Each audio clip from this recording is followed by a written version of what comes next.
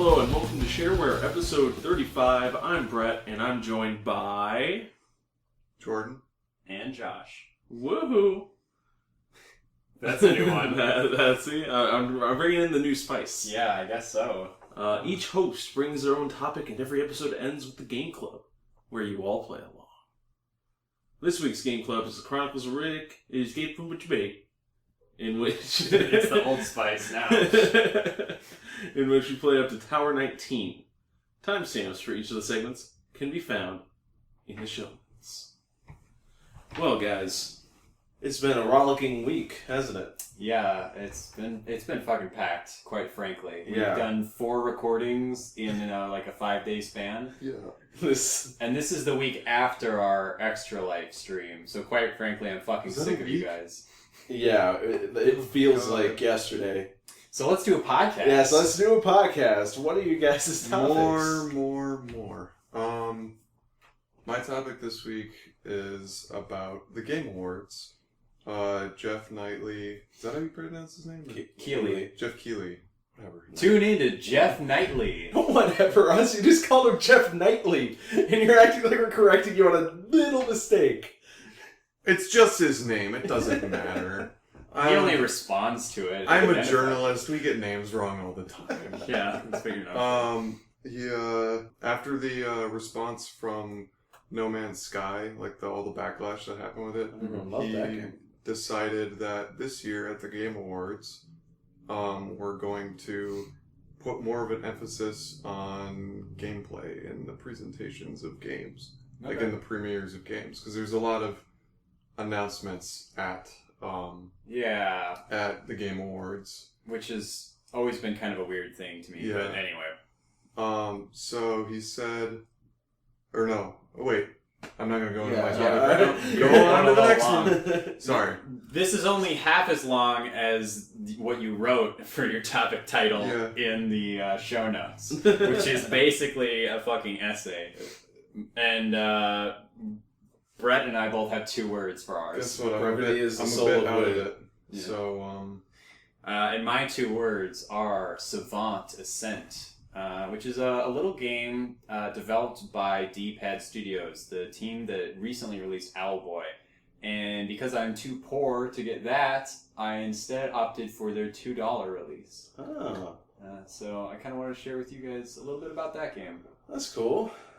We're doing a lot of sharing on this week's podcast. Weird. It's so atypical for Shareware. It is. And I'd like to share with you guys today, not really a topic or a subject. I'd like to share with you an experience. Are you going to share too much? Yes. Okay. Absolutely. Well, at least I'm ready for it. So, for those of you who have been watching checking out our Twitter, this is probably like 2 weeks ago by the time you're hearing this, but for me it was last night. Mm. And you may have noticed that it went fucking insane. Did you fuck around on Twitter again? Oh yeah. Do we need to take away those privileges? Privileges? This was fucking foisted on me. Oh yeah, I really. You literally made the Twitter and then went, "Hey, you're gonna run this, right?" I asked. After you already made it. That's like a... I was gonna run it if you didn't want to. Yeah, exactly, but I didn't want to feel bad, so I had to run it. And yet, here we are. And here we are. You still feel like shit. So how did that work out for you? Well, at first it was only a third of a bottle of vodka. That's how it always starts. A third of a bottle of vodka. And that was still manageable. We were still okay at that point. Around the time it became 2/3 a bottle of vodka, that's when shit started getting a little bit hairy. Last night was quite the adventure for me. I woke up and the backs of my feet were just caked in dried blood. And, it was like every other hangover thing you got, except mine was much lamer and lonelier. Did you walk somewhere and that's why your feet were bloody? Oh, yeah, you don't even know yet. You don't know anything. No. Josh knows a bit of the story. I've been inoculated to the horrors. Yeah, I was messaging Josh about it. Thoroughly, yes. Drunkenly. So I was walking, I decided, hey, I'm drinking alone. I might as well drink alone at the park. because there's a lake there and there's a bench by the lake and it's lit up, and it was have a drink by the drink. Have a drink by the drink, and it was nice and cool outside. It was really good. On the way there, I see the damnedest thing. I see a treadmill on the side of the street. Why the fuck was it? Okay, whatever. And on it is a board that says free. A free mint-condition treadmill for any drunken passersby. Well, what an opportunity. That's exactly what I thought. So I went to the park. I had my little drinking party alone. Got bored of it after about 15 minutes. Came back. I'm surprised you waited on it. I still had a bottle of vodka in my hand and a cup in the other hand. So I wasn't going to put it on the treadmill, and then that would have been a whole mess. Why'd you have the cup in your hand? I'm not going to drink vodka out of the bottle, Jordan. Why not? He's got some. Why not? You drink it in shots. All right. You don't drink it for the flavor. You don't wait for it to slowly trickle into your fucking throat. Have you ever had vodka? Yeah. You can mix it with stuff in the bottle. I'm not going to mix the... Have you ever tried vodka and lake water? It's quite the concoction. Alright, let's pause the story a little bit. Are you saying that you put other things into the bottle of vodka to mix it? I've never done it, but I might try it, like if I'm going to take a walk. Jordan's an innovator. Yeah. What the fuck, man? You mix it... What's the point of being like a Fine, host? then mix it beforehand, like in a cup, and then go, but I know... And then still carry the cup. Yeah, so why was I carrying You're holding two things. Why are you carrying both the vodka and the cup? So you're saying it would make more sense for him to mix one drink of vodka, walk all the way down to the lake, drink the cup, and then walk back home to make another one? Because he's not just drinking 1 cup's worth of vodka, Jordan. He's drinking incessant cups of vodka. Yes. Yeah, I guess. I would have brought, maybe get like a bottle of, mix yourself like a bottle of something. Alright, well next episode... What is this? Not like an actual bottle, but like a water bottle. Next episode, you do that, and you tell us what broken workout equipment you I don't have the find money to buy alcohol. Dude, this costs less than $11. Yeah, I don't know. That's money I could spend on Chinese. So okay, well, no thanks. That's about the one thing you could have said to make me get off your back on that front. Back to the tale. Mm-hmm. So I came back and I just looked at it. It's like, okay, in any other neighborhood, this would probably be bullshit. But I live in Minnesota's like white person capital. There's rich white people up and down the street, and it looked pretty old. So I'm thinking they just got a new treadmill and they don't want the old one. And so I was like, okay, I've managed to convince myself. What I was actually saying was probably something like, oh man, treadmill. I actually, after this, I might show you guys I was recording videos of my thought process. So you don't need to share those on Twitter. Yeah, I'm surprised that didn't make it onto the Twitter. Oh, it will. It will. Please don't. It will. I'm in charge of the Twitter. I get to do what I want. Alright, whatever. But, fucking... So, and it's a while off. Like, it is, I would probably say it's like 3 blocks. Mm. So, here's the scene. I'm going to set the scene for you. It's about midnight. And the camera swoops in from above. In the center of the street is a fat man in pajamas carrying a treadmill and just dragging it along and making the most unholy fucking din in the world. Just and sounds about right. Yeah, it worked pretty well. I had a good system. I just picked it up. I don't think it had wheels on it, but I was able to just kind of scrape it against the ground and carry it. Typically the wheels are in the body of the treadmill, not on the bottom. Yeah, that's a mistake that they're going to have to correct in future editions. Yeah, I'm sure they'll be revised. But that was only after I was pulling it by the arms at first, and then one of the arms broke off, and I was like, oh, fuck. But that was when I was about halfway, and I'm not going to carry it back after having broken it. Yeah, you don't typically, as somebody disposing of your own garbage to the public, want to walk outside and find your garbage in worse condition than you left it, and also, like, noticeably moved and tampered with. It's not a pleasant sight. No. So I just kept bringing it home. And at this point, I'm not blackout. I'm on the cusp of it, though. Mm-hmm. And so I'm just sitting there like, fucking shit. I'm just sweating up a goddamn storm. And then eventually I get to the grass. And the grass is a real big problem because then you can't scrape it. You can't scrape the treadmill. So I end up just kind of slowly, laboriously wiggling it in order to move forward. You got to adapt. And unbeknownst to me, the camera then cuts to my grandpa, who's apparently watching me do this. I can only imagine the expression on his face as he sees his grandson come home with a treadmill in the middle of the night. And so I eventually get out of the parking lot, come in, and I go inside, and I'm like, okay, job done. And I take a picture of it to post online. And my grandpa comes out and goes, does that work? And I'm like, no. It doesn't work. How did you know by that point? Did you try plugging it in when you first got there? Oh, it was just noticeably fucked up. Okay. And my grandpa's like, okay, I'll try and take it in tomorrow, see if it works. Turns out that this is something I learned today, the electronics are actually contained within the arms, one of which had broken off. I wonder how that happened. It was probably like that when I found it. Maybe. It's a little hard to say. I was a little sauced. And then, so I was just like, okay, well, now what do I do? You know, I've already done the best part of the night. Oh yeah, I'll go on Twitter and have a fucking aneurysm. That sounds fun. I was tweeting everyone. Every motherfucker. And one of the guys retweeted me. He was like, Sodally Tober, something like that. Sodally Tober tweets. Hashtags, I think. Sodally Tober hashtags. Yeah. And so I got some recognition on there. Our followers went up by 4. And so we went from 6 to 10. Jordan wants me to get on with it.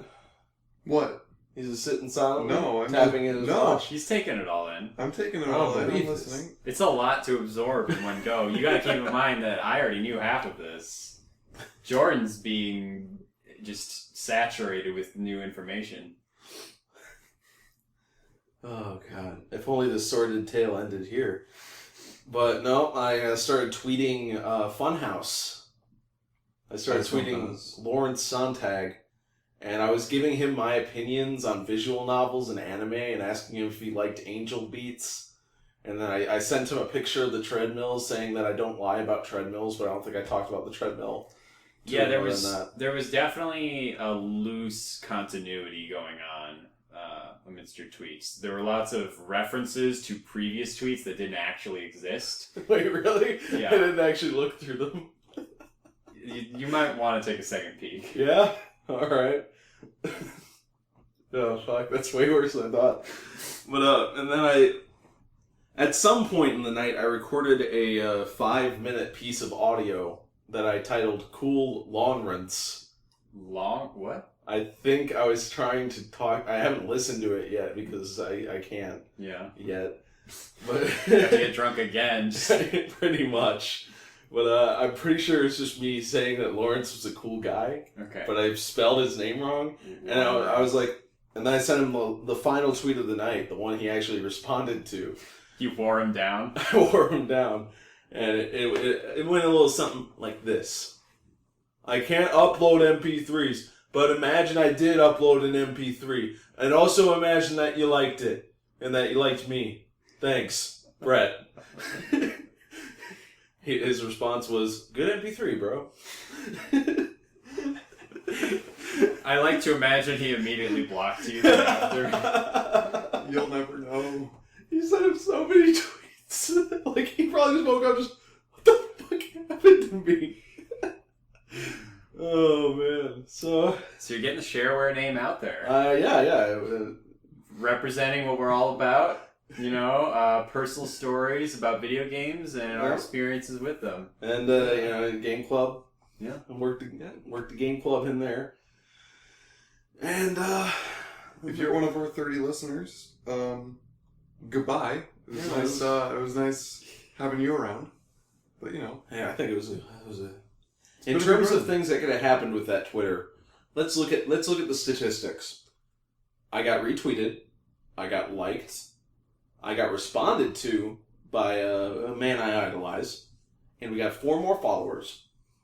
Mathematically, it was the perfect move. It was the right decision. Mathematically, sure. A pivotal career decision. Yeah, you know what? It was done, and it was great. Calculated, one might say. Apparently I bought Netflix and Spotify at some point in there. Okay. Those are 2 actually good decisions. Not so much on Spotify. I already had all the music that I listened to on my hard drive. So. I mean, you might still be within like a cancellation window. Nah.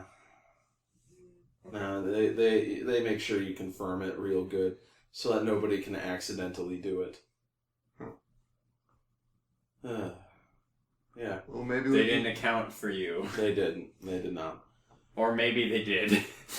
And they're $9 richer or whatever. I don't know. I thought it was $5. I don't know. It's Spotify. It is $9. Okay. Oh, they upped the price. It's $11 after tax. Okay. It's $9.99. Okay. So, look forward to cool longrunts.mp3 being in the podcast sometime. No.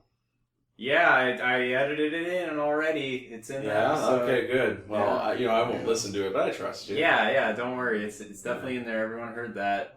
That's cool. Maybe like layer it over the story. Yeah, I'll just loop it. Yeah, loop it, and then that would be very cool. Everybody's been missing the layering, and we're gonna just layer it in right there. Oh, you're hearing it right now. Whoa, that sounds crazy. Oh, wow, that sounds like me being drunk, guys.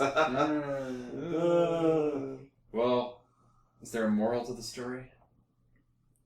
No. Fair enough. Jordan? Don't make podcasts. That's the moral of the story. Don't promote your podcast. Don't promote your podcast. Just make it in shame and isolation. Social media is the devil. Snapchat can use all of your photos, and they don't give a flying fuck. They get all rights to your photos when you use Snapchat. Anyway. At least I don't go on Snapchat sprees. That's good. Yeah. Well, come to think about it, I've never taken a picture of my dick. Don't, because then they get the rights to it. Yeah, that's fine. You have to send it into them. Yeah, if you Snapchat can do whatever they want with if you then want it taken down. No, your dick. Yeah. Oh, really? They own whatever you take a picture of. They own your dick then. Like, you don't get... They send you a scalpel and a baggie. No, they don't even send a scalpel. They just send a guy over to just stay there forever. He lives with you and he's like, all right, we want to use the dick now for like a promotion. And you're like, I don't want to. We've got to send you, we got to send everybody one of those Valentine's animations with the little ghosts, and we're going to Photoshop your dick into the background. So, drop trowel, Brett. Okay. Let's do it. Anyway. Just let me finish this last third of a bottle of vodka. All right, Jordan, why don't you sober us up a little bit? That was a good segue. Alright. Now back to video games. Boring old video games. Who gives a flying fuck about video games?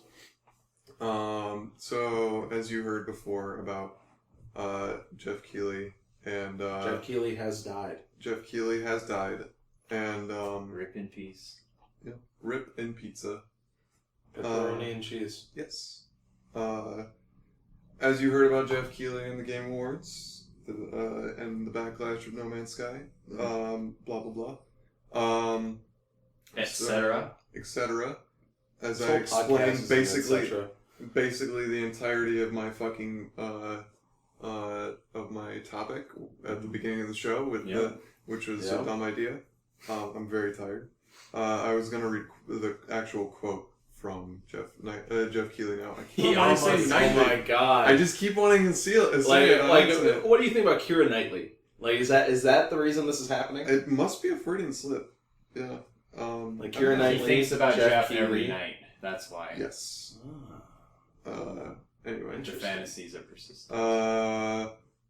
Jeff Keighley said in an interview with Polygon that the show will have deeper looks at games and games premieres, including 4 to 5 minute preview segments to provide a little more context to what players can expect from these upcoming titles.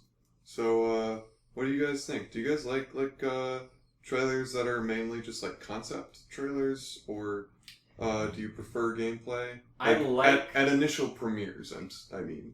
I mean, how long are these trailers? Because I think that's a big portion of it. I feel like the ones that I think about. I don't actually watch the Game Awards. Are like, like a few years ago, like Skyrim, or if I think of concept trailers, I also think of like GTA 5, where the first reveal of it was just the sirens blaring. Yeah, both of those are fine. You don't need gameplay for those because they're established franchises. Yeah, but games like No Man's Sky, indie games, show us some fucking gameplay. Show us what the game actually is, not what you want it to be. That's actually what I was going to bring up. Is that all the games that I could think of were sequels, and No Man's Sky is the only case where they had like a concept trailer.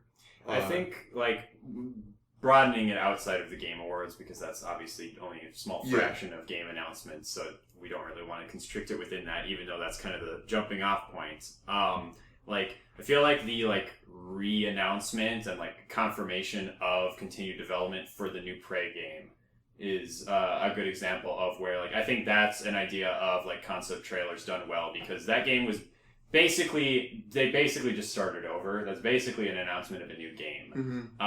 And it's not a sequel in the way that an Elder Scrolls game is going to be a sequel, or a GTA game, because it's been so long since the first one, and even in its last form, it was drastically different. Clearly, that has continued into the new version. It is not. Wasn't that Bounty Hunter in space? It was Star Wars Bounty Hunter, but better. Was the second game. That's the thing, though, is that you can't get better than Star Wars Bounty Hunter. That game rules. No, you can. Have you gone back and played it? It doesn't hold up. That game rules. I did like that game a lot as a kid, but I would be scared to go back to it. Yeah, and I'm not going to, because that game rules. As we've learned from Game Club, sometimes it's better to leave games on the shelf. Mirror's Edge. This version of Prey, that was the first trailer, and it was just about 45 seconds of just setting the tone and demonstrating some of the art style and stuff like that. And I feel like that's totally fine. If that's what they do for their second trailer, then my patience is gone. I feel like you get one good, completely cinematic trailer, and then after that, you got to show something. Otherwise, whether or not it's good marketing, I'm not qualified to say, but I personally am not going to give a shit about it. I don't watch that many trailers in the first place, but if you're going to show me multiple narrative-focused, completely non-game footage trailers back to back, I'm not going to watch. Well, I'm not going to watch them. Yeah. I want to see what I'm going to be doing in the game. I think about as well the Kojima game. What the fuck is it called? Death Stranding. Death Stranding. Yeah, another good pull. Yeah. Where I feel like I know what that game is going to be. The tone of what that game is going to be. The brand of bullshit, which you kind of knew going in. Which is what I want from fucking Kojima cool. game. Yeah. I really want to play Death Stranding. Yeah. But if Kojima comes away from comes next E3 and he's like, here's another trailer, and it's just 5 more minutes of that, I'm gonna be like, are you fucking kidding me? Well, with Kojima, it's gonna be a good game though. Do you? Yes. Kojima has not made a bad game. Metal Gear Solid 5? It's not a bad game, Jordan. Yeah, okay. It's a bad story. And do not touch on the subject of Metal Gear Solid 5. I haven't played it yet. So. Exactly. You do not know the pain. I just know. It's like you're going to an Alcoholics Anonymous meeting, going, "You should stop drinking." That's what you do. You don't understand. That is the point of an Alcoholics Anonymous. What? Meeting. Excuse me. Regardless, though, Kojima has done a great job in the past of having really good follow-up trailers that give you a lot of information about the gameplay. MGS2... Oh, MGS2 had great trailers. Amazing trailers that did a great job of building up anticipation, but also were really informative about what you're actually doing in those games. Granted, that's with the weird twist of the whole, write-in cover-up and that kind of stuff, but irrespective you knew of the that, gameplay. Yeah, like, it demonstrated a lot about, like, the physics. You knew what the game looked like. You knew the game was locked at 60. You knew, like, some of the new AI behaviors and that kind of thing. Like, they showed you a lot of, especially the tanker section. Like, you saw most of it from the gameplay perspective. People who were following the trailers, like, they knew the tanker inside and out, basically, just from trailers. Yeah, which I think is an awesome way to do it, of like taking a vertical slice of your game and like kind of blowing it open in trailers and giving people a really good idea of what they're going to be doing. Yeah. What is Death Stranding going to be? Do we know? I feel like I've heard it's a stealth game.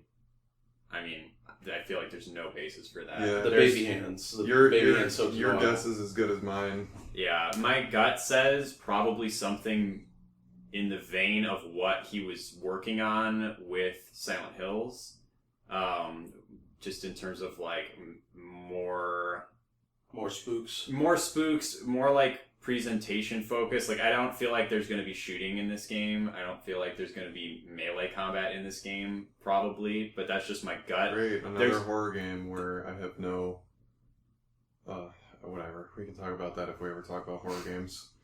I mean, it's not scary if you can fight. Is it, though? That's like a different conversation, I feel like. Yeah, it's kind of off topic, but yeah, there's not really any knowledge about what the mechanics of that game are whatsoever. That game is not coming out until, I'm going to predict 2020 prediction. at the least. 2020, confirmed release date of Death Stranding.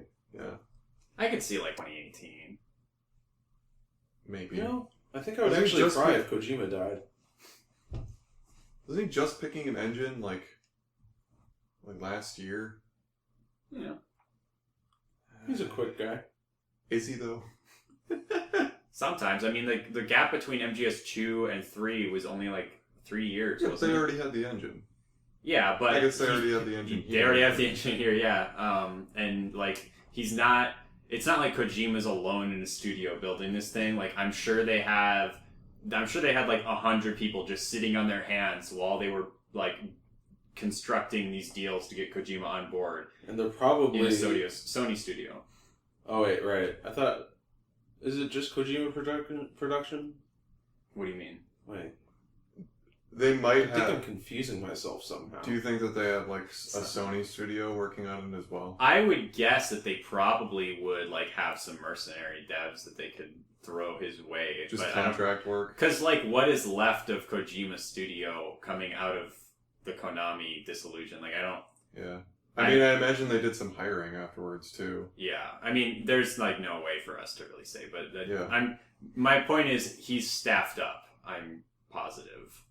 Like, I don't think he's going into this with 20 men. No. Anyway, trailers. It's gonna be a badass game. No. I hope it. I hope we see this trend go further of getting more like what I think the perfect mix is what Jeff looks like he's trying to do, where you might have a trailer like No Man's Skies, and then you get somebody to come out and go, okay, we're gonna show you what this game is about for 5 minutes. Mm-hmm. Like, if they like, for instance, if I would have seen Crackdown 2 or Crackdown 3, I guess. At the Crackdown 3? Yeah. On Xbox. I don't remember 2 being very good. Yeah, I heard it was okay, but not as good as the first one. The first one was badass. But if there was a Crackdown 3 trailer that came out, and it was like the first one where it was just all cinematic, and then they were like, now that you've seen that, let's take you behind the curtain and show you some hands-on. Mm-hmm. I'm like, that's the way it should be, I think. Yeah, I definitely like the idea of just like, hey, let's focus predominantly on in-engine, in-gameplay stuff. Show me the game. Yeah, I still find it weird that like they do trailers and announcements at the Game Awards. I do because too. To me that feels antithetical. Like, in my mind, an awards show is about celebrating the past, not promoting the future. Yeah. And it feels to me just kind of like, it feels to me like a compromise just to get advertisers. I think so too. To fund it, which is kind of sad. But because I don't think we've gotten to that point where we have the respect that the Oscars do. And when we get to that point, maybe people will, like, you can get Burger King and McDonald's and fucking, like, Canon or other companies. I don't know why I said Canon. Cameras. Yeah, it was the first company that, well, for like an Oscars, that makes sense. You know what they should do? They should have a Hatsune Miku concert at the venue. Yeah, that's, sure. That's how you get the advertising. To me, I just feel like award shows are kind of dying. Like, I don't feel like... I feel like it's one of those things that's being, like, slowly phased out. Yeah. Like, it used to be like, oh, well, now I got validation, this movie is definitely good. But now, like, there's so many sources of validation. Like, it doesn't matter anymore. You can just go online. And, like, there's so many people... The populace is splintered. There's so many people that hate sites like Rotten Tomatoes and Metacritic, that it's like you'll look at both of the scores, the review score and the user score or the fan score, and like they'll be totally different. Yeah, well, that's usually for issues unrelated to the actual perceived quality of the game. But yeah, or if it's a meme. Well, yeah, that's what I mean. Like, it's like brigades and that kind of thing, or like politicized statements about a person who worked on the game and stuff like that. Like, it's very rarely like, oh, these 200 people really loved the game and these thousands of people all hated the game coincidentally. Like, that doesn't really happen that often. It's usually more like, oh, they decided to have a DLC costume, so this game's a 1 out of 10. Stuff like that. It's weird shit. I'd love to quantify that stuff, but it'd be impossible. I mean, yeah, it's the folly of trying to quantify subjectivity, which is why I don't really... I mean, like, sometimes I'll take a glance at stuff that I literally have no knowledge of, like, oh, what's the Metascore? Just get a feel for public opinion, but, like, I would never base purchasing decisions off of a Metascore of a game, because trying to just distill 100 different opinions into one, like, meaningful message is pretty pointless. Yeah. Reviews shouldn't even have numbers. I mean, I would agree. I don't agree with that. I feel like numbers are nice shorthand. I think it's more just like the public perception of review scores is weird. Okay. Not good. I mean, a lot of people do that too. Bold red letters. I just think it's useful to be able to say, like, after all this, you know, if I were to summarize in one number, this is how I feel about the game. But, like, people take it as gospel, which is, then it becomes useless because the numbers don't objectively mean anything. It's just a gut check. And, like, I feel like that gut check is helpful for people when they're consuming information. It's just, I think it's can be used in helpful shitty ways. for like publishers and whatever, and investors to get ideas about what worked and what didn't. At a fairly I think the text is more useful for that. No, I know, but like, I don't know. Never mind. Fuck that. Yeah, I kind of pulled this off into a tangent. Yeah. Sorry, this was about trailers. Trailers are cool. Yeah, I think we're pretty much all in agreement that the gameplay trailers are preferable, generally speaking. Except a lot of times watching a game is really boring when it's just the game sound to me, unless it's like. Well, there's usually music. I don't watch a lot of gameplay trailers. To be interesting. Yeah. So I mean, I can't think of a gameplay trailer I saw recently that was just like a little minute-long Let's Play. Because that sounds like what you're describing. Okay, maybe I am, because then I was trying to think, and like the ones that I've watched recently are like the Pokemon trailers, which are all gameplay. Like there's no. Yeah, but Pokemon's a weird one because it's like, okay, it's the same bread and butter JRPG format we've done for literally going on. It's almost 20 years now, isn't it? It is so 20 years. 20 years, yeah. So it's like literally the only meaningful thing you can show in a Pokemon trailer at this point is what's the premise of the story for the 10% of people playing the game who care about that. what is the art style like? I know. What are the starters? That was the only one that popped in my head because I don't watch gameplay trailers because I just find them. Yeah, I feel like there aren't really many examples of what you were talking about that I can think of. But if you thought of something, maybe I'm just thinking of like when people like not trailers, but like when companies like IGN and Polygon and Game Informer and blah blah blah whoever just put out like here's 15 minutes of the game. Yeah, that's not really the same thing. Yeah, it's not. I don't know. I want people to actually just start showing off their game because I'm that type of guy. I was talking with my roommate about The Last Guardian the other night, and he was like, "Man, this game looks so fucking cool." I was watching PewDiePie's thing on it, and man, I'm excited for it. I'm like, "That's cool." I'm really not because of I don't know how this game is gonna wind up being, dude. And I feel like a lot of trailers have been boring. They've shown a lot of gameplay, but wait, PewDiePie has gameplay of it? He got sent a demo.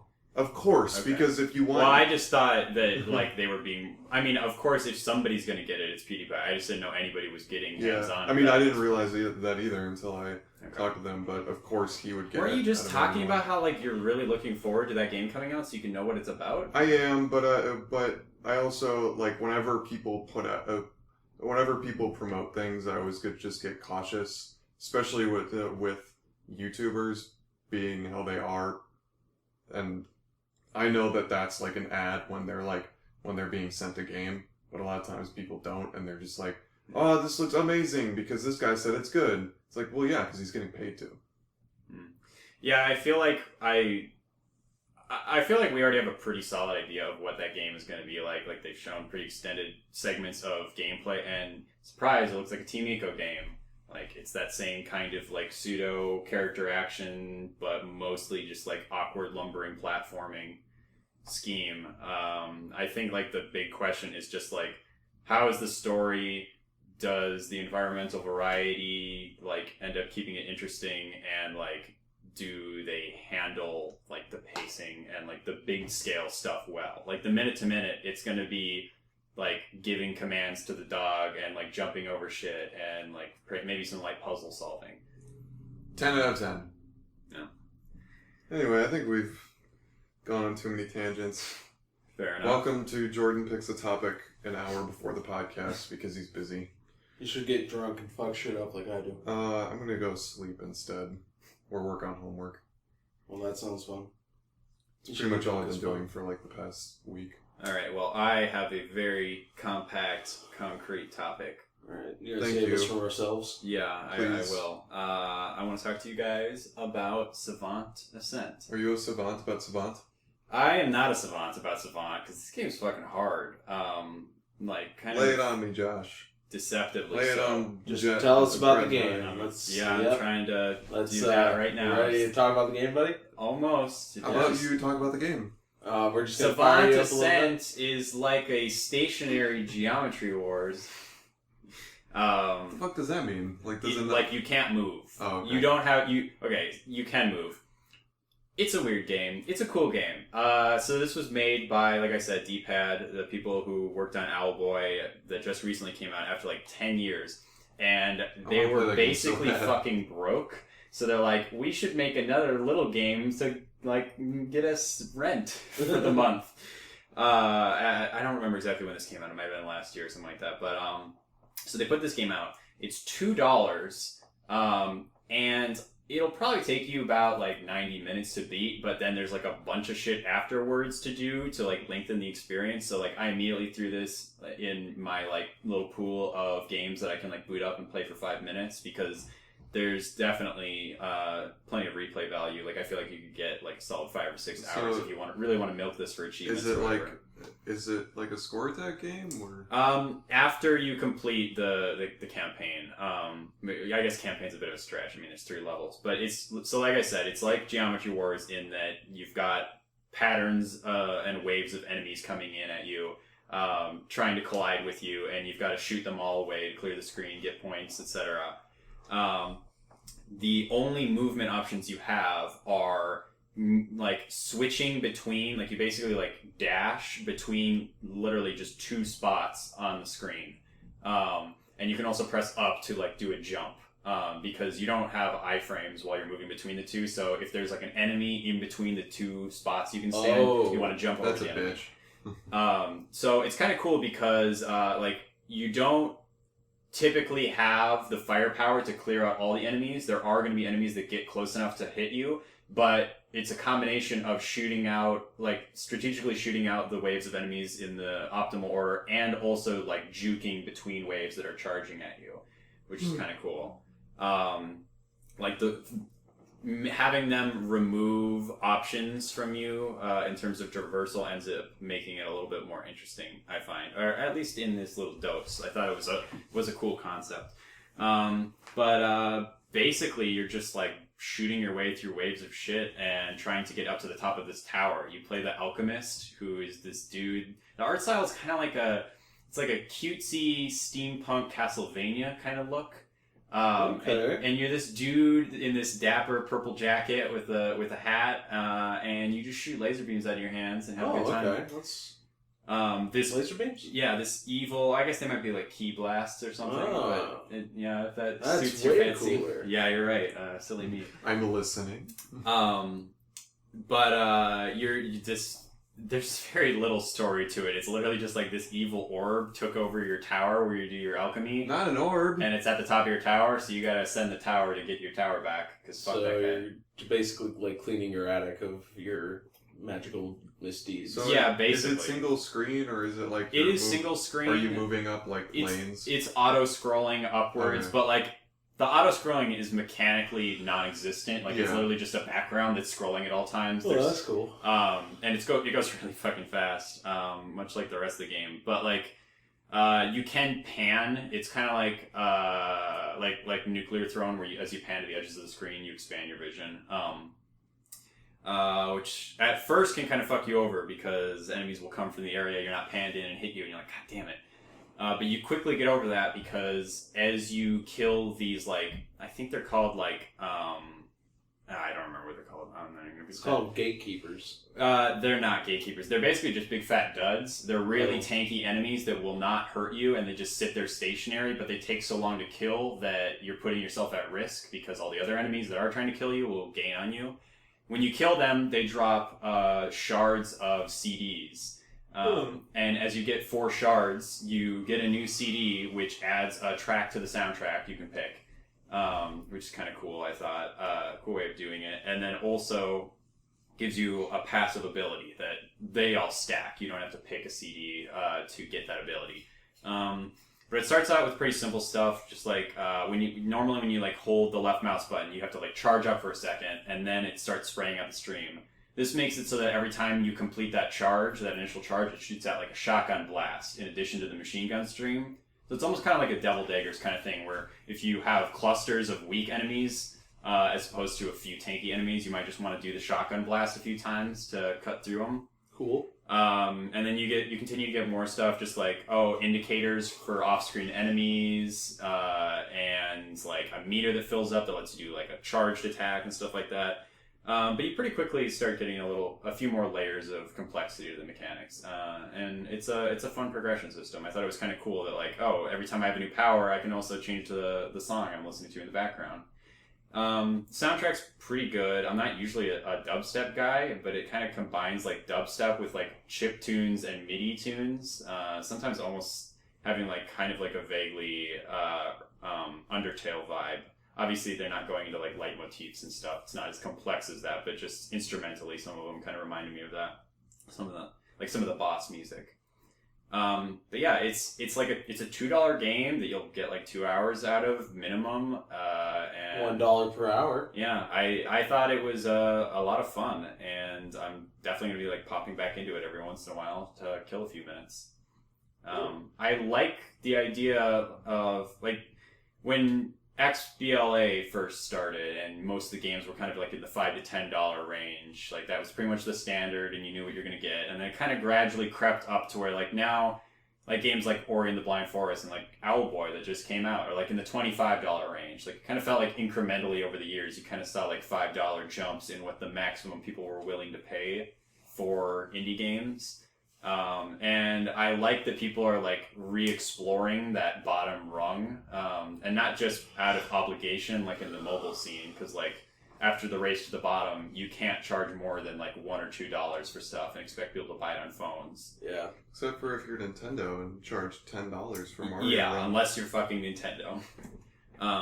But like on PC and consoles where it's accepted to charge upwards of $20 for downloadable games, like I like that people are consciously going back and being like, all right, well, let's see what a $2 game looks like.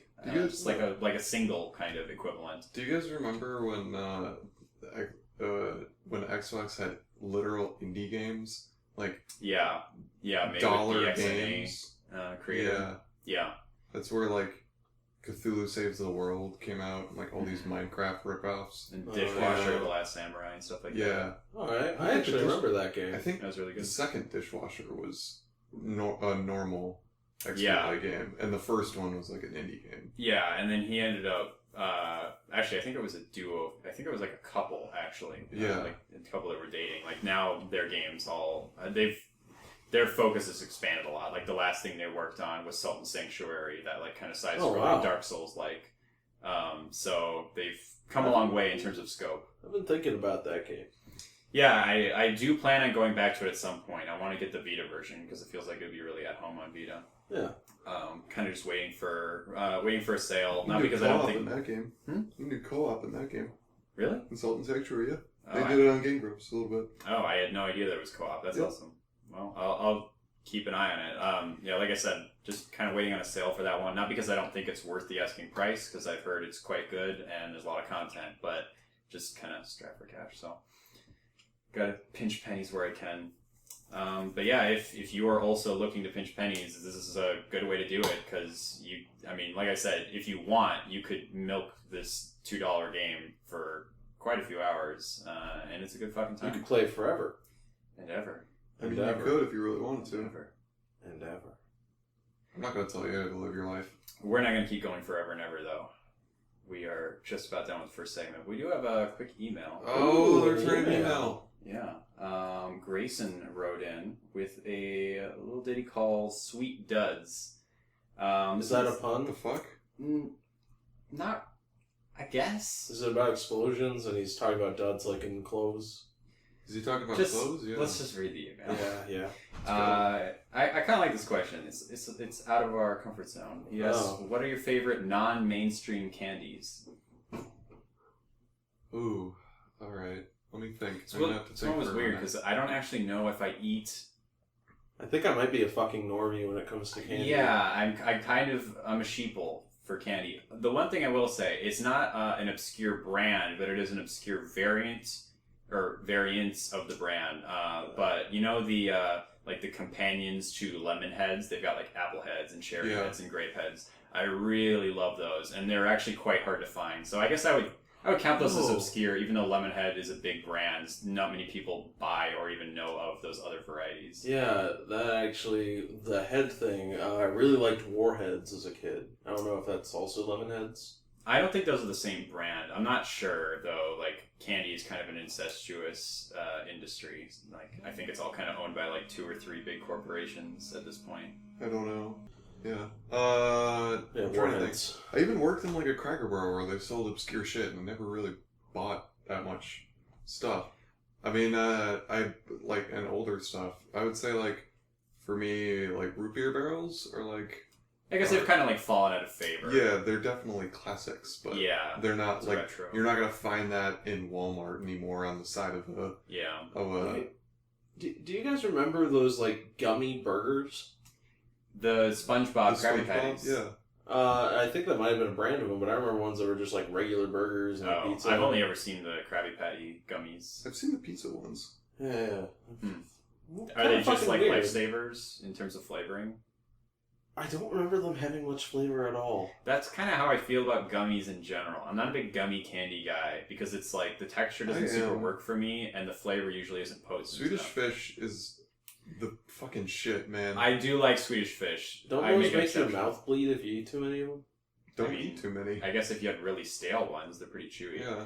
I like Swedish Fish, but every time I'm eating Swedish Fish, I wish I was just eating Sour Patch Kids, because it's literally just Sour Patch Kids with the crystals. Like, it's the same company. I don't need that much sour for me. I love sour. I pretty much always go for a citrus candy, except for the occasional chocolate. I like.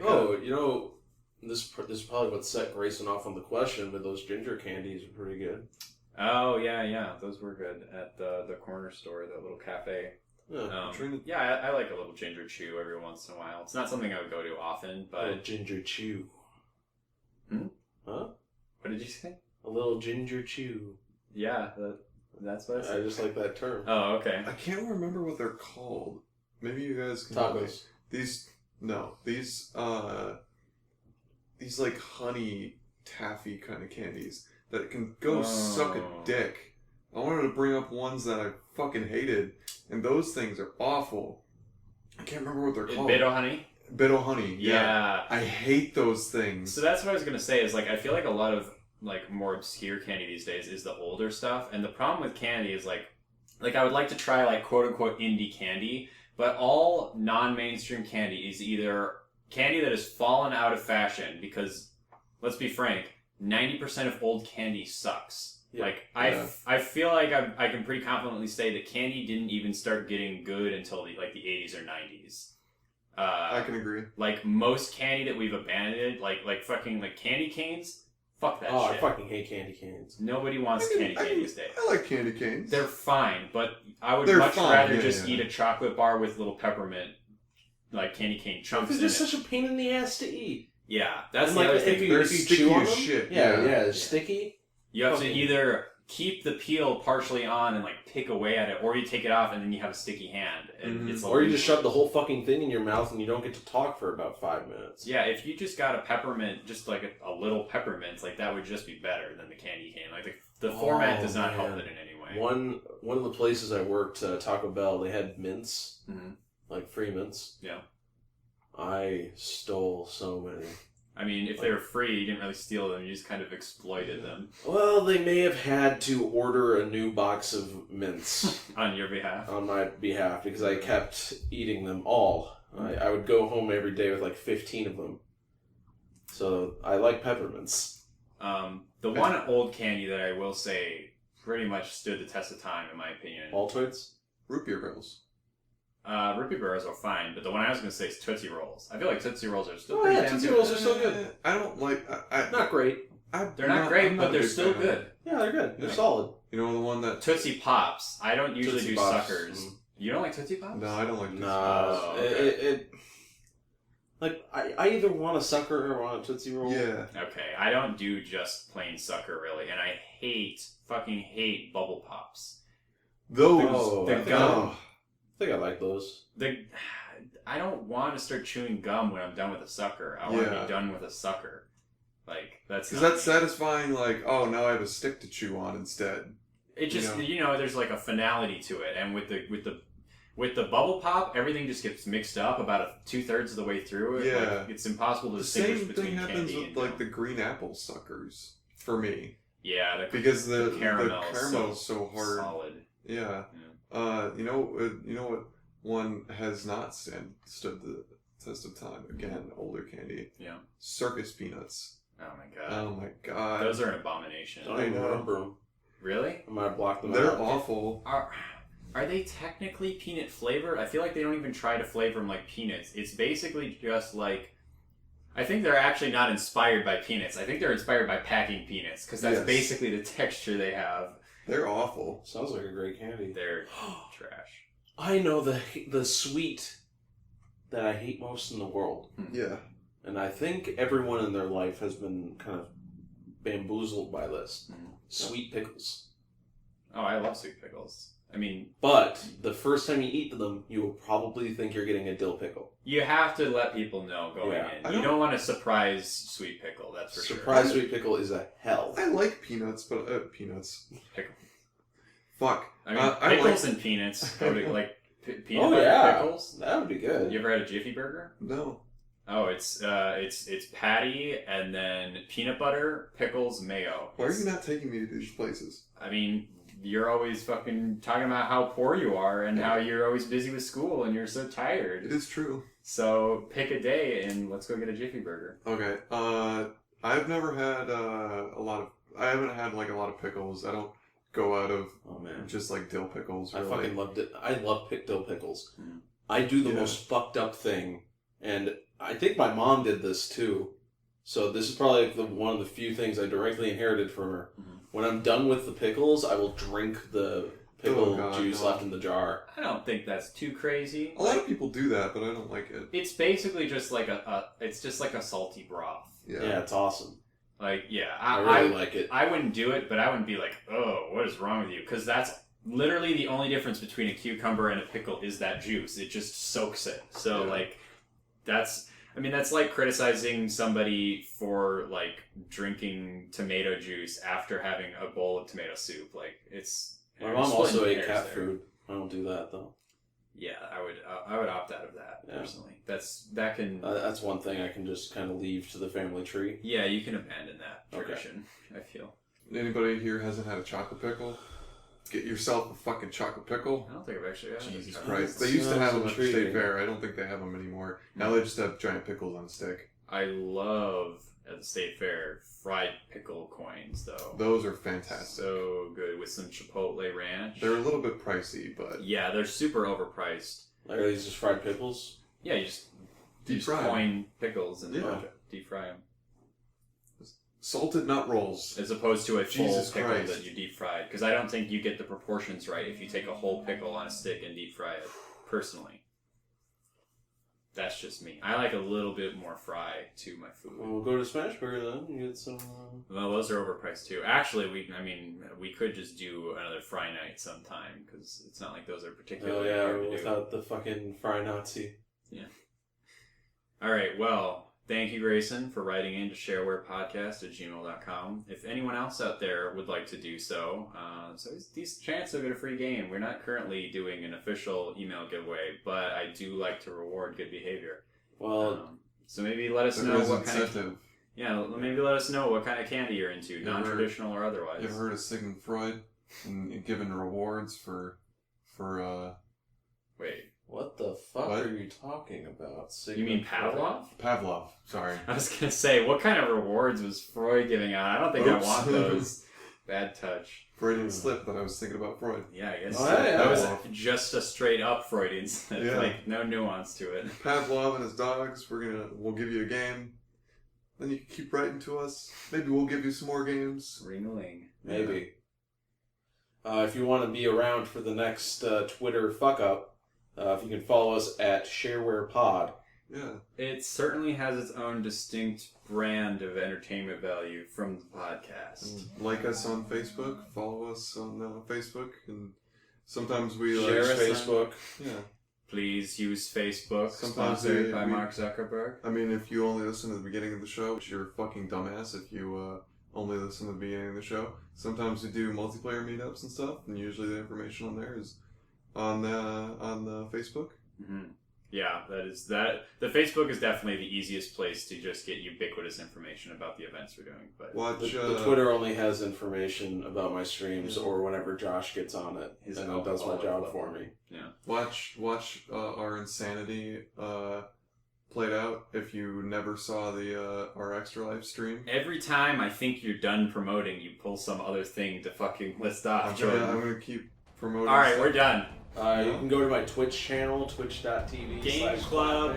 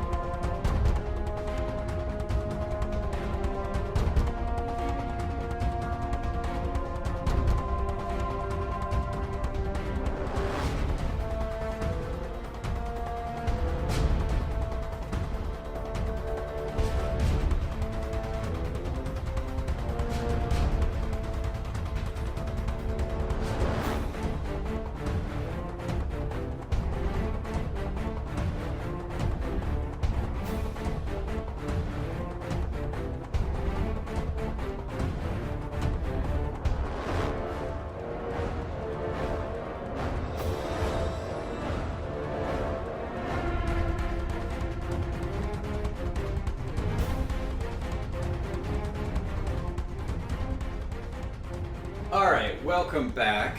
We are here with part 2 of the Chronicles of Riddick Escape from Butcher Bay Game Club. Butcher Bay. Riddick. We played from Tower 17 base up to Tower 19. So we are pretty much going tower by tower through this game. I'm probably not the only one who didn't notice they entered Tower 19 for a little bit. Yeah, it sounds like Jordan made the same mistake. Well, it says on the walls, but yeah, but it's not like it's not as easy to tell as a chapter. It didn't feel like there was as good of a stopping point this time around. Yeah, it was actually it was actually kind of hard to find stopping points for the purposes of the game club for this one because the game it's actually very reminiscent of Half-Life 2 to me in that respect, in that it just goes. There is no... there's obviously, rising and falling tension and that kind of thing, but, in terms of the actual, structure and the format, there aren't discrete levels. There aren't even really anything that I would qualify as chapters. The closest I could find was at the end of our first play session when Riddick is, starting to give you the intro on Tower 17. In that cutscene where those two inmates get into a fight. Yeah. That kind of felt like it was an act break, sort of. Yeah. Well, this section is so, clear in its hubbiness. I don't know if that's a word. I guess it's not. I know what you mean, though. This is definitely reminiscent of the very beginning of the game. I mean, it's more so, I feel like, because...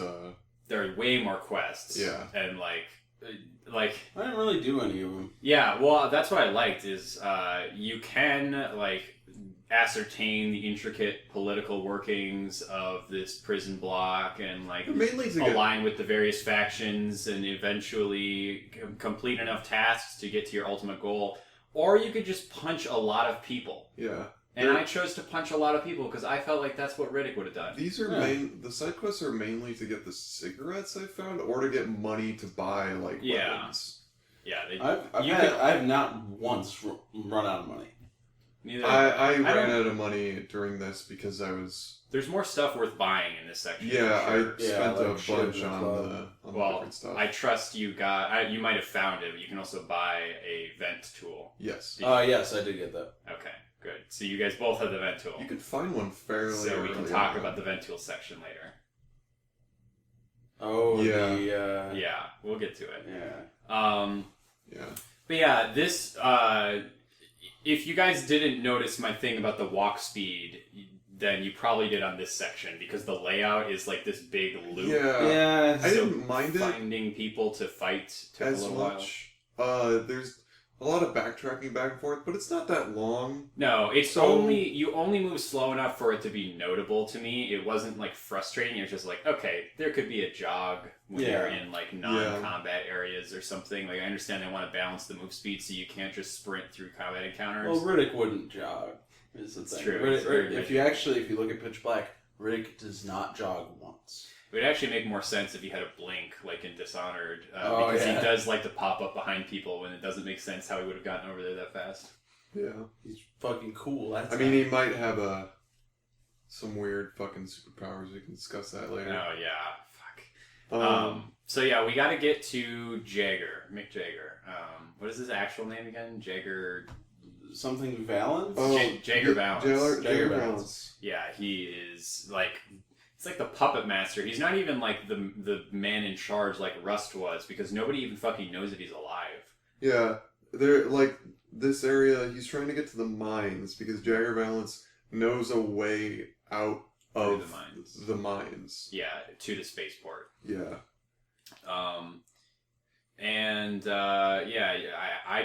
I just took all the fights. I know there's a more intricate, there were multiple ways you could get to the mines. Not really? No, in the quest it specifically says you can fight everyone or you can go down the quest line. But that is a little bit weird. The other quest line involves... So I tried it out because I really wanted to experience the other thing, because I knew you guys would probably do the fights. So I was looking around for a while, trying to figure out what the fuck do I have to do in order to get these drugs. Mm-hmm. So the two ways that for anybody who's not playing, the two ways that they in order to get to the mines is you need to get in trouble with the guards, and you either need to beat the fuck out of their head guard in a fight. Who's at the end of this bracket, basically. Yeah. I really like if you look at the wall, it has your kills. Oh, I didn't notice that. And then you slowly get tallies, and you also see BAMs, which it's over 50 or something. Nice. It's ridiculous. Oh, I didn't notice that. That's cool. Yeah. Or if you want, you can get caught with drugs. You can get caught with contraband. And in order to do that part of the quest, you have to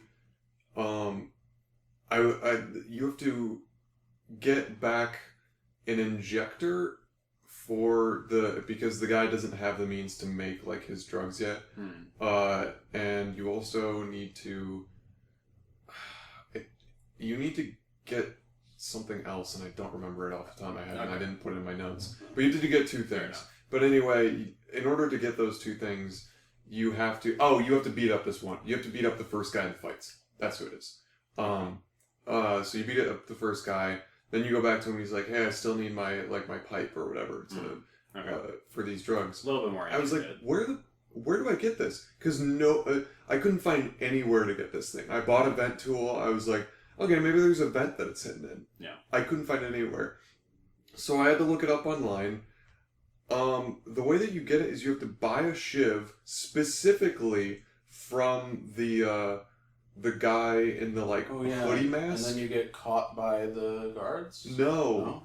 So I thought that was it right away. I thought, because if you move over to the guards, they pat you down. Yeah. So I thought that, I had a vent tool on me, actually, and I had a shiv on me at that point, and I thought, well, they're going to catch me with the shiv, obviously. They caught me once with the vent tool, and I freaked out because I thought they would take any contraband, but they only give a shit if you have weapons. Yeah. So that was fortunate.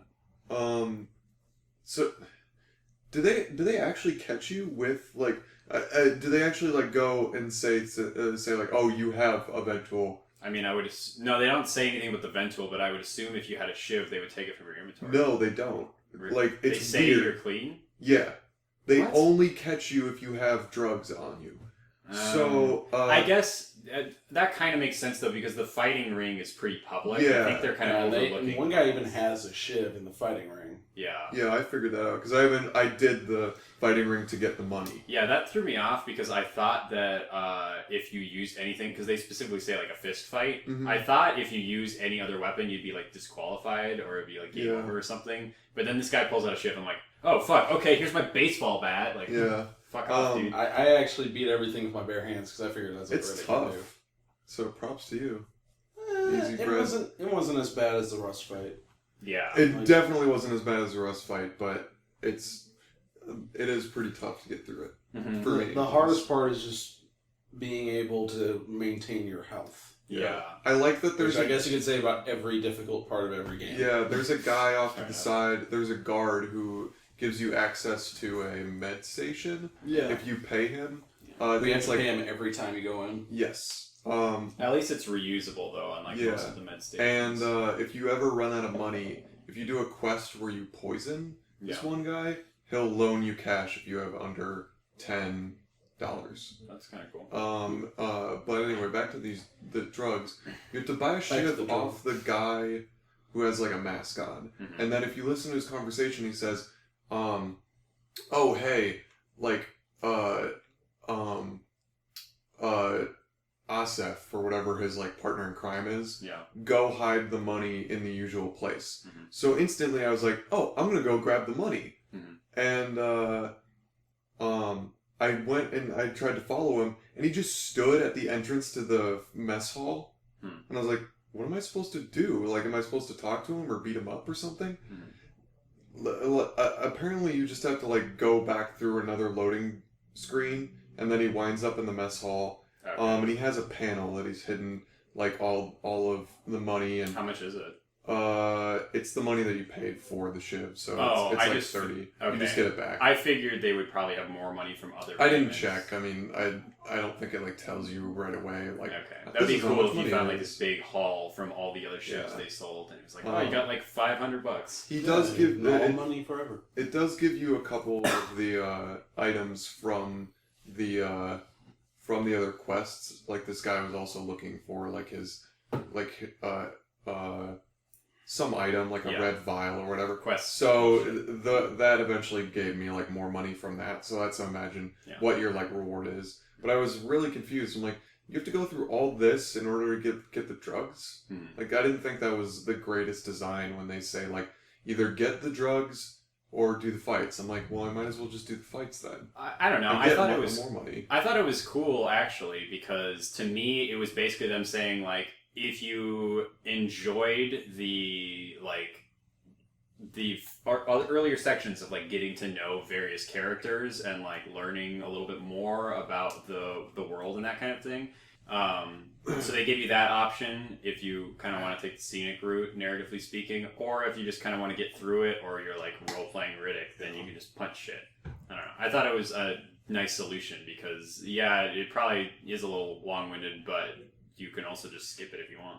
Yeah. They're very clear. I thought it was weird that it was hidden behind you have to buy specifically a shiv from this guy when like 3 people sell shivs in this area. Mm-hmm. But ultimately you're just doing it to attract the ire of Abbott, who has somewhat recovered. I really liked the scene when he inevitably takes you back to like the section where there's no surveillance. And he's kind of like checking you with the bat, and there's some good back and forth there. Like, oh, you feel better yet, Abbott? And he's like, yeah, I feel fine. But yeah. And then we get to the interesting part. This part's fucking weird. What do you mean? Oh, yeah. Yeah, when he fucking like force blasts everyone away from him because he's so angry. The spirit voice in his head is talking to him. You don't see it, Josh. He could have just beat them all up, and they just put it in there. No, they pretty definitively like fly back through the air while he's prone. There's a metal door that you go behind, and it gets blasted off. Yeah. See, I was still really hungover at this point, so I didn't notice he was prone. So I thought he just punched the door off. Oh. And that, honestly, that'd have been awesome. Is more strange. Yeah. Like, I was like, can I do that to every door now? And I tried it, and you can't. A woman said, "There's a fury in you, Riddick." Yeah. And So I'm this like, is... oh god. And it's not even like a new game mechanic. It's just a Deus Ex Machina. Yeah, that's the weird thing. I thought they were going to be like, oh, now you have another ability. You can, like, knock people down or something non-lethally. And it's like, no, that's just a way we got you out of this cutscene. So this is basically the part where I just now consider the game to be nonsense. Like, yeah, like it's cool nonsense, but there's like no coherence to what's going on. Like maybe it's in the movies. Yeah, it's been a while since I saw the second one, but it's definitely like not good so far. Like if they could have just done without the supernatural bullshit, I think the game would be more interesting so far. Yeah, like, I mean, like, Riddick's a big, powerful fucking dude. Like, you could just have him get his way out of, like... Yeah, I feel like he could have come up with something there. Like, there were only 3 of them, if you include Abbott. Like, he's been against worse odds. Yeah, even in gameplay. Yeah, definitely in gameplay. You're fighting, like, 6 dudes at a time. I just mean, like, unarmed. Yeah. Well, I mean... I wonder if somebody thought of something like, oh, now you're gonna have to fight Abbott and all the guards, and maybe they put in like that you fight the guards too, and then they were frustrating. And they were like, okay, well, playtesting this isn't fun. Give them less HP. Or just make it only 2 guards or something. Like there are ways. I don't think that's it. Like I feel like this was a decision that they wouldn't have like shoehorned themselves into having to create. Yeah, I mean this is the second time they've put the woman in here too. Yeah, my only hope is that I don't know, somehow they address it with like from the understanding that none of this supernatural stuff was happening. Like metaphysical stuff was happening in Pitch Black, but the end of this game is going to be pulling out, and it'll be like some old dude in a bar going, And that's how I met Riddick. Because the end of this game has to transition into Dark Athena. Yeah, and then you play as Dark Athena at the bar. Yeah. Oh my god. I thought Dark Athena was going to be after Pitch Black. No, it literally... Or it picks up right after Butcher Bay. You Like, did- the scene right after. Because I accidentally went to Dark Athena first. Oh. I will not spoil it, but Okay. yes, it does pick up right after Okay. Butcher Bay. I don't know like how the game ends, but you know what I mean. Might play that. Yeah, I'm probably going to play it after this. I'm really enjoying Butcher Bay so far. Yeah. But yeah, so now we have Abbott's security card, so we can go to the Abbott's mines. just fucking dead. How great was that fight? That not fight? Yeah. Yeah, it's pretty great. I just beat him up and he died. Yeah. Like, he was way, way tougher in the first fight. I wrote in my notes. I just want to say in my notes for the weird burst thing. I said somehow you like burst and take out everyone. I just wrote, okay, so the game is officially nonsense. I didn't take notes. Surprise. I got it all in this ironclad prison I call brain. Your brain is Butcher Bay. It's true. Double max. Brett's Butcher Bay. What the fuck is the point of calling something Yeah, maximum that's security if they have double max? Well, they do have max and super max in actual prisons. Yeah. That's still stupid. no, Maximum it has a is. very specific definition. You cannot go more than maximum.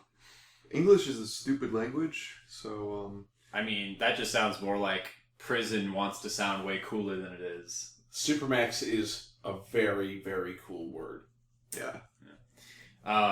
But yeah, so you walk past the no fucking and recreation area sign. Did you see? Did you talk to the guy that was that? If you go through this area before, you can see that the guards like to beat people up in this area. Yeah. And you can talk to the guy, but if you then go and talk to him while you're behind the bars, he'll let you know that if you pay him $50, he'll distract the guards for you.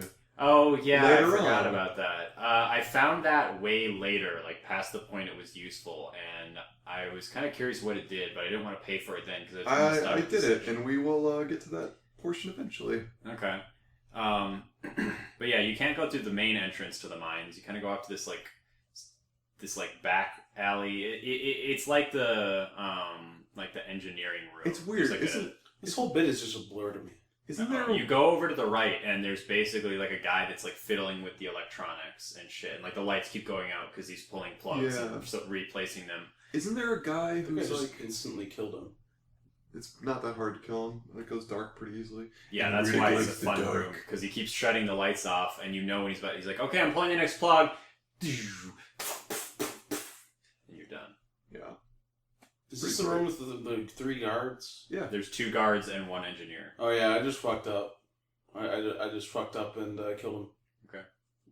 Lost a lot of health.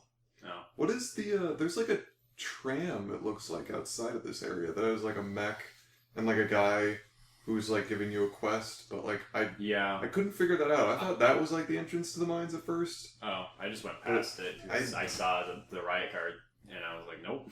Yeah. Because those things fucking hurt when you don't have any weapons. Yeah, I mean, they hurt anyway, but then you can't stop them from hurting you. I don't know if we're gonna go back to this area because there's still quests that I have that aren't completed. I accepted like 4 quests from this area that I was like, I'm just gonna keep going because I don't think Riddick would give a shit about any of this stuff unless it was like very clearly a good way to pursue his goals. But it's mostly just like get money and There's shit. specifically a guy who like asks you to kill all the guards. I'm like, I can't kill the guards in this area. I just about did later. Oh yeah, but not now. Yeah. But you navigate through the mines. This is like the most overt like stealth game section that this game has Fuck had. this section. Really? I liked it. I like the section a Oh lot. my god. I hated this section so much. You're the stealth guy, I thought. Aren't you supposed to be good? I thought this was easy game, easy life. Apparently, I'm really bad at stealth games because Okay. I did not understand, like, I mean, the initial part where you walk up to, like, I think it's like security checkpoint or whatever it's called, with like the 2 mechs, but not 2 mechs, the 1 mech on the right, and the 2 guys, and they're like having conversations about like, oh hey, are we gonna be able to take showers He's like, no. Like, that part fucked me over a few times. Did you go up in the back and do it the hangrail? I tried. I kept getting caught every time. So eventually I got caught and went past... You waited till the guy walked over to the right guard, and then you walked on the left side behind the shadow boxes. I know. I tried that a couple times, and I failed miserably. How did you get caught? I would just fucking... Like, the riot guard would see me from really far away. Huh. Like, I would go and try to climb up, and then the riot guard would be like, oh, hey. And I'd be like... Even if you get spotted, though, if you're far enough away, they could barely hit you, and you can Apparently just run. not. Okay. For me. I didn't have trouble, especially because, like, a lot of this area is, like, segmented with, like, there will be, like, a door to a flight of stairs to a door that leads to the next room, and if you go up the flight of stairs, no one from the previous area will follow you. I was so frustrated, and now I know the reason why, because they want you to go up there, even though I wasn't able to make it. I just ran across the room. Because if you go over to the right, and you go down below like everybody, you go into one of the next room. You go into the room with like the two guards who are up on the one platform, and then on the side is the walkway that you're supposed to be on. Yeah. I figured that out later because I took that. I just followed the shadows. Like any area that had long stretches of shadows, I was like, oh, obviously that's. I know. I was trying, and I couldn't make it up there, so I was like, well, they made a pathway that I can use over here. So I'm going to go use it. And I just ran through the room. That was a horrible mistake because in this room... You should try running through the room. Okay, whatever. The guys on the two walkways on your... You go through a door. There's the two guys on the walkways on the right. They will see you instantly from any angle. Yeah, you gotta run through that room too. I could not make it through this area. And there's a guy who's right across the way... and I was getting caught by him every time, and I had to reset this maybe a dozen times. I probably got caught 2 or 3 times, but it was pretty much always clearly my fault. I didn't really. I mean, obviously, I went the wrong way, and that's why it was bad. But I was like, if I couldn't make it up that if I couldn't make it up to that walkway before, come on, I'm not actually sure what walkway you're talking. You made it's the one. It's the one with the room with where they're talking about showers. If I couldn't have made it up to that area, because that's the way they want you to go. Yeah, I didn't have trouble getting up. Fuck, man. Yeah. It's awful. Sucks. I mean, that was really the only section that I was frustrated on this entire time. Because, fuck, this is like my nightmare. I was going off to the right to try to get up to the, sniper guy, and he would see me. There would be one guy down there, because there's the guys who do the work on the in the mines, they would wear hoods and stuff. Mm-hmm. He wouldn't care, but there would be a guy right next to him that would somehow hear me because there are gunshots following me. Yeah. When you get into the actual belly of the mines, I actually confused some of the miners with guards a couple times and got caught off guard. Haha. Yeah. I killed everyone I saw except for Jagger Balance. Oh. Did you kill the guy who talks to you and is like, hey, you can go through this door? I don't even think you can kill him. No, I think I did. He tells you about a key card and he's yeah. That was the one NPC that I'm yeah, you're a savior, NPC, thank you. There's one NPC.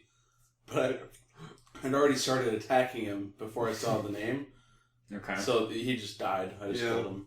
Sounds about right. I wonder, I guess that probably won't have any impact, I guess.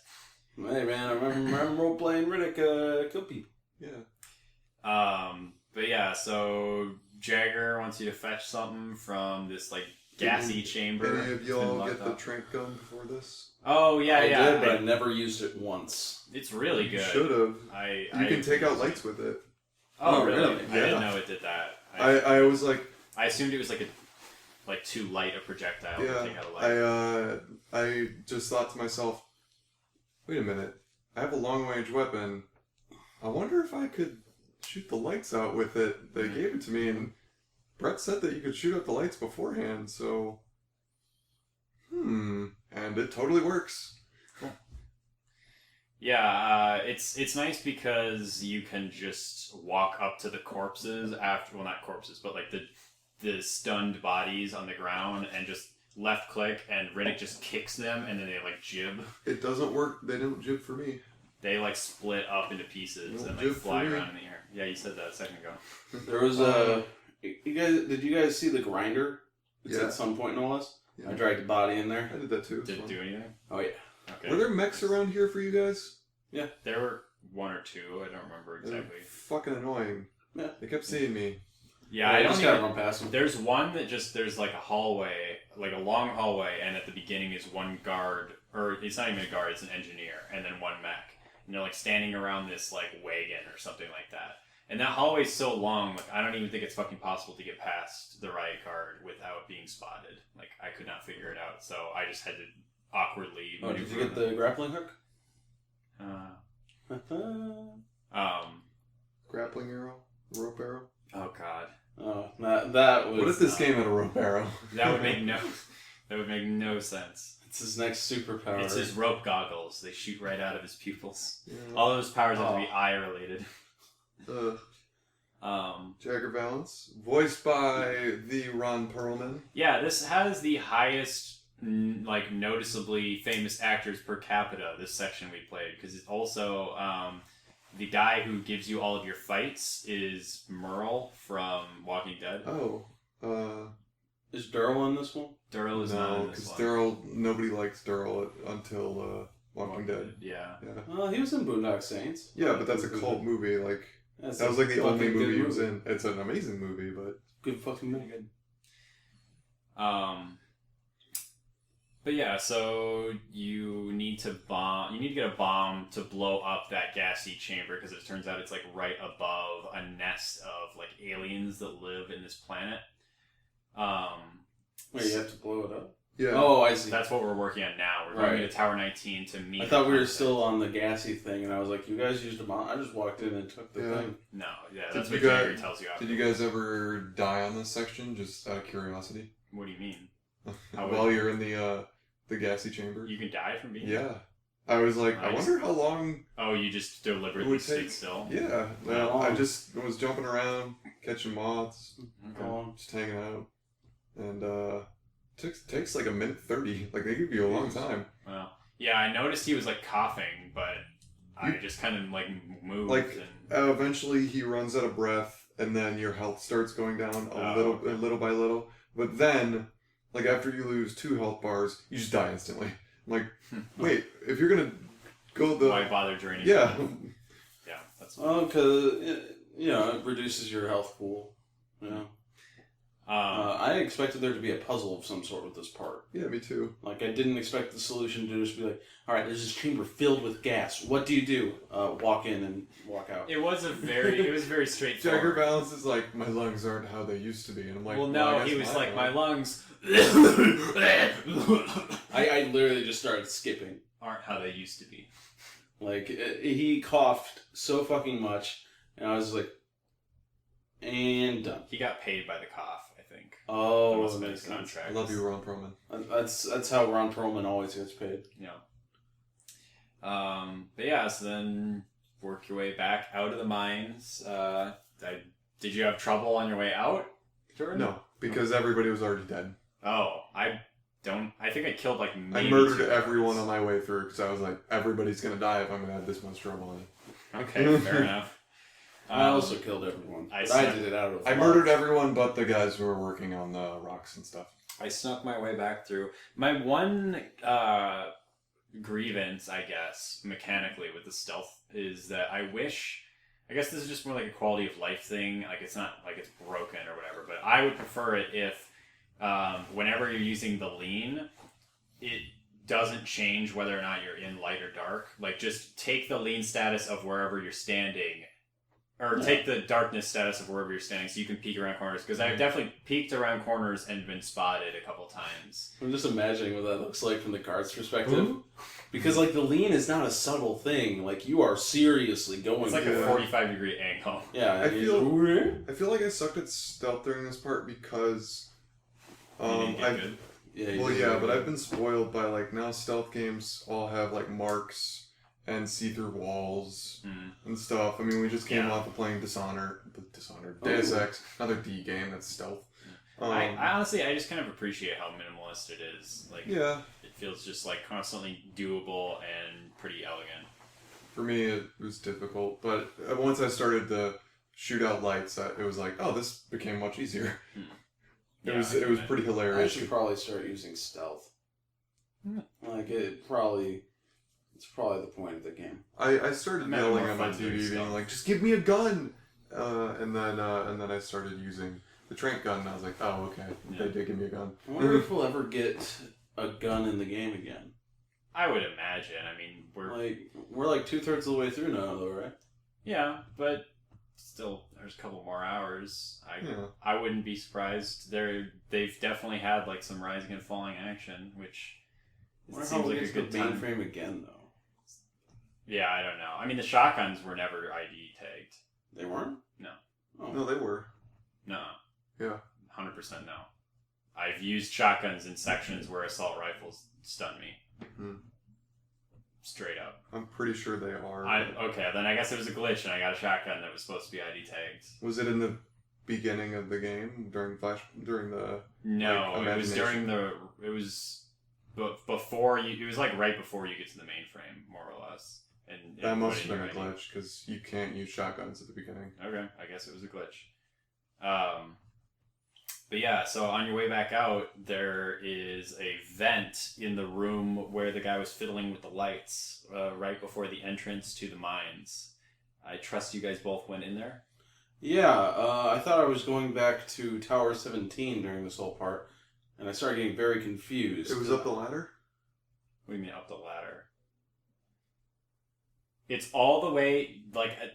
When you're still back in the rec area at the beginning of this section, and you finally get Abbott's card, you go into this room where the guy's turning the lights off. It's like right next to the rec room. It's in the work pass area. Okay. You don't know what I'm talking about? It's literally the first room of the mine section. Where the guy's pulling the lights on and off. Yeah, I don't think I went in... I don't think I found a vent tool area in this area. Okay, you use Abbott's card to go into a closet in like the back right of that room, and there's a vent, and you go to that vent, and it takes you to the research facility. Yeah. So yeah, I went through this area. Then. Oh, okay. Then you went through the okay, because I thought you meant like a different area. But no, they locked... I meant the area I was describing for the last 2 minutes. But I thought you meant like it was as an optional area. Like, I mean, it's not. Because I tried to go through the... you have to go through this area. Oh, well then how do you do it without a vent tool? You get a vent tool from a guard. Oh, on a corpse? Yeah. Oh, okay. That's a little disappointing. I thought it was a side thing. I thought there was another way to go through. I thought I had somehow, like, I was still in a hub, and I thought that this was the way you got the drugs. Oh. And I was, like, the whole time I'm playing through the sequence where you're getting the armor, and you're just shooting guys up, and just like, I'm doing this so I get caught for contraband? No. Yeah, no, I'm pretty sure either, like, I think it's Jagger Balance who gives you a vent tool if you don't already have one, actually. Oh, okay. Well, that would make sense. Okay. Well, either way, this section's fucking awesome. That's cool. This is similar to Inside, where it's the ultimate catharsis after my frustration. I was like, this is fun. Yeah, they do a really good job of building up to it because, like, as you enter that room, you can see the empty riot guard suit. Yeah, like I actually kind of flinched at it. Yeah, you're like, oh shit, oh wait a minute, it's empty. I was like... Weird. It's just set dressing, and then you realize you can go around, and then you just shoot out the window glass. Yeah, just break your way out. That was awesome. I loved the fucking overhead speaker guy. Yeah, the guy just like, Jesus Christ. About, like, he's just like, guys, he's so informal. Sounds like Riddick got in a riot guard suit. You might want to send someone to check it out. There was a guy who was, like, really, really annoyed by everybody. There was a guy who was like, fucking Christ, you guys the same guy. are awful, or whatever. Yeah, well, he gets it's funny because he gets progressively more irritated as you go on. Like, about halfway through the section, he's like, I'm beginning to think this whole thing was a big fuck up. After you've killed like literally 20 dudes in this riot guard suit, it's awesome. You get to go on this rampage. I died a couple times just because I guess my health management was bad, but it wasn't that bad because like the other riot guards that you fight in this, you shoot them and they get staggered. So you can stun pump bullets into them. I did not die in this section. The checkpoints in this section are kind of bad. Yeah, okay. I was set back like 3 or 4 minutes. Actually, if you get out of the suit, because you can get out of it, but why would you do that? But if you get out, there's like a security monitor area, and if you, because as you guys know, I try to look at every single area that I can because I'm a monster, and if you look in this area, I was really glad that I looked at this like security monitor area. There's like there's a poster on the wall that says the butcher boys. It's a picture of the dev team. Oh, that's kind of cool. Oh, I was hoping it would be that guy from the lockers of the last episode, or not lockers but the rooms. I was hoping it was going to be like an a cappella band. Oh. If that guy is one of them. That'd be pretty good. The Butcher Boys. I was like, that's really cool. Like that they put themselves as a cameo in their own game. Yeah, that's nice. It's really nice of them. Yeah. I didn't say it was nice of them. But yeah, this section was some much needed catharsis after, for me, what was like a restrained cell section that probably took about like 40 minutes. Wait, really? I mean, if you're not running, sneaking in and out. This whole segment took me an hour and a half. This whole segment took me an hour and 14 minutes. Yeah, if you're sprinting, because you're still on easy, aren't you? Oh shit. That's the only way that I could imagine you do it, because you're probably getting shot in the ass now and again, right? Once in a while. Yeah, for me, I wouldn't be able to afford to do that, because every time you get shot, you're losing like almost a whole bar of your 6. So I wouldn't have. I don't think on normal I could have gotten away with that personally. I only have 5, and I'm playing it normal. Because you skipped that one. I didn't miss this one. Yeah. Thanks for letting me know that an arcade unit was a help giver. I mean, there aren't that many environmental objects. Like it was not the game's fault that you didn't get that thing. Alright, whatever.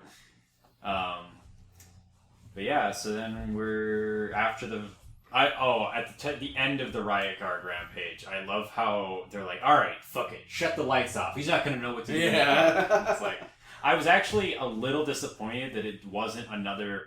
Like, I wanted it to be a like big bombastic action sequence where they reward you with like the ultimate stealth sequence afterwards, where it's like all the cards are in your hand. And it's like, oh, the lights are off, they don't have flashlights, they're completely disoriented, and you just get to go pick them off one by one in total silence. That would be cool. But, I mean, you do get to do it on that one guy who's, like, freaking out in the room where the power is. But other than that, it's... The guy wasn't freaking out for me. I turned the corner and just shot me. Oh, he was like, cowering, and then I started beating the shit out of him. But yeah, the lights weren't off for very long. But yeah, then we get to the tunnels. Flamingos. They introduce those. Little experimental robots. They look very dinky. Very dinky. Oh yeah, they're like flamingos. They're like tiny scrawny, agile things. You go in like one room and there's like 3 guards lined up ready to shoot you. You just kill them and they're like, "Get ready for the flamingos, Riddick." I thought at first, like, are those the flamingos? Yeah, that's when he says like, because they're all squatting in like they like took position in the hallway, and I thought the flamingos were like an elite squadron of these 3 guards. I forget the actual line, but he says "God's sake" in a really weird spot in the sentence at some point. That's all I have to say. Okay. It just bothered me. I'm worried that we're gonna have like a quote unquote boss encounter with the flamingos on foot later, because they had a lot of health as a riot guard suit. So imagine how hard they would be to kill even just one of them as normal Riddick. It's gonna be 2 flamingos and 1 mech. Is this where we stopped? Yeah, just about. After that, you just dismount from the riot guard suit for the final time, and this you go is where I got tunnels. shot and died. Really? Yeah, so I had to go back and do that for like. Somehow I wrote in my thing, sucked. In my notes, I wrote dead right after the Butcher Boys, so I don't know what that was from. You probably I just died. wrote dead, and I was like, what? I guess you died. I guess. But yeah, then you just get into the ventilation shaft, and we are fucking plummeting down into Tower 19. Yeah, and then I play a little bit longer, and then I turn around, and then I get a little played a lot longer. Well, you got a head start for next week. Apparently. Yeah, I stopped as soon as we. I did like the way this chapter starts, where you fall down out of the vent and you crash on top of this guard who spills his gun outwards. My only regret is that you couldn't then loot his gun. What was this part? Literally the start of Tower 19. You're in the ventilation shaft where the chapter starts. Like, you have a checkpoint and you're looking at the words Tower 19 a foot in front of your face, and then you drop out of the vent and you fall onto a guy from like a 30 or 40 foot drop. I don't remember this. I don't know how you could possibly forget that. You must have played like another hour or something. No.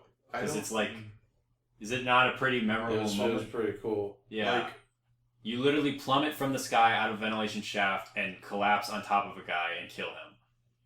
It's not like it could blur with any other scenes. I know, but I was playing through a section that was like, it kept on saying Tower 19, like on the walls. Well, yeah, because it's like leading you towards Tower 19. Were you on top of the guard area?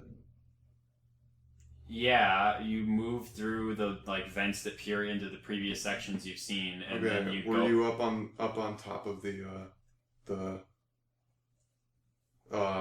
I'm making visual gags. Hang on. You're making balls with your hands. Fuck. The top of tower base 17. Yeah, you go through the top of that. Okay. And then you go into events that says Tower 19. Because I was gonna say, because we skipped over that. Well, you guys did not pay the man to help you distract the guards. Oh, this is the section. This is the section. Okay. It does not help whatsoever. Really? There are machine gun turrets, and there are guards. You're like behind the machine gun. I know the machine gun turrets are. They would kill me if I went to one specific area, which was weird. You're like not in the cone of fire, really. No, you're not. Except for this one. You're literally behind the machine gun turrets because they're pointing out towards the sections that you're leading. Apparently I wasn't to get through this area because I went out through like this area. I don't know where I went. I don't know either. I have this is no a pretty idea. Simple. Like I feel like it was super linear. But I don't even remember. You literally just, as soon as you get out of the riot guard suit, you pretty much just make a beeline through these like back alleys and tunnels until you get to the drop. Like that's why I skipped over, because I didn't even remember anything notable about it. You just walk and there's like 3 guards and that's it. Yeah, like the dude helped you by like just distracting the guards by yelling that he has a bunch of like contraband. But they don't like leave; they're just turned or something. They don't even like pay attention to him. Oh, so like that's kind of funny. It's really dumb. He's like, "Don't worry, Riddick, I'll help you out." Hey guys. Oh, he says that. Yeah. Oh well, that's probably. And I'm like, what? Wait a minute. Why are you yelling that? Don't worry, I'm distracting the guards. They're not looking at their. I'm not even spot. kidding. He says something like that, and then that's funny. And then none of the guards get distracted, and you die a few times because you're bad at the stealth in this game. I guess. And I would have thought you would be easy gaming it up. I mean, I don't understand what I'm doing wrong. I look around running through. I look around corners, and are then you crouching? I am crouching like nearly all the time. Are you leaning? Are you crouching in the light? No.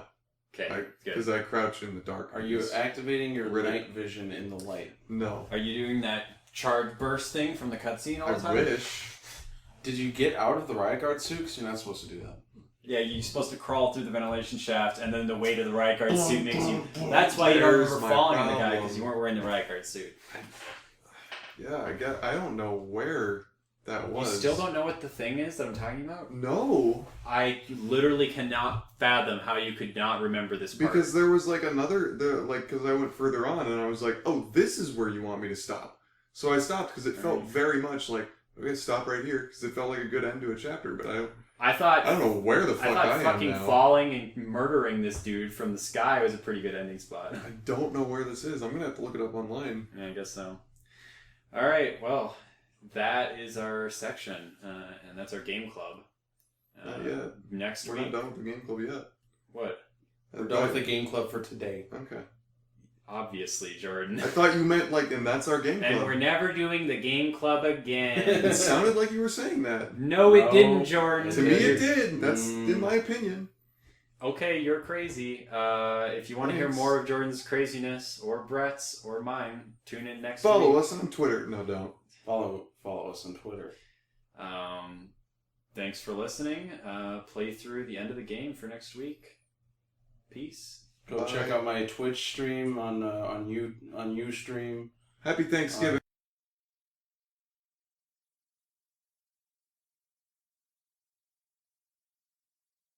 Yeah. Can you put that? I mean, so that it keeps them a little bit of heat. I mean, it's still. There's literally no way. I know it's gonna be cold. It also just bothers me when It helps you personally feel better when the Yeah. pizza is covered. Yes. Are you a pizza shamer? No, I don't like air particles on my pizza. That's a I just shame. don't But like didn't you air. trap air while putting that? No. I mean, dough is literally just bread with... It's just aerated by you throwing it up repeatedly while you make the pizza. I don't actually know if they toss it at pizza chains. Do They do at Toppers. Okay. I've seen them do it.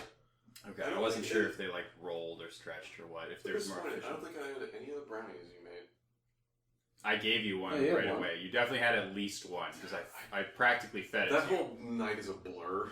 So The only thing I remember is the microwave incident, which is probably the funniest thing I've been a part of. I showed my friends our playthrough of I Had No Mouth, and they were like, "You're an idiot." I was like, "Yeah." Yep. I've had it confirmed that I Have No Mouth and I Must Scream is a really bad adventure game. I heard it was a classic.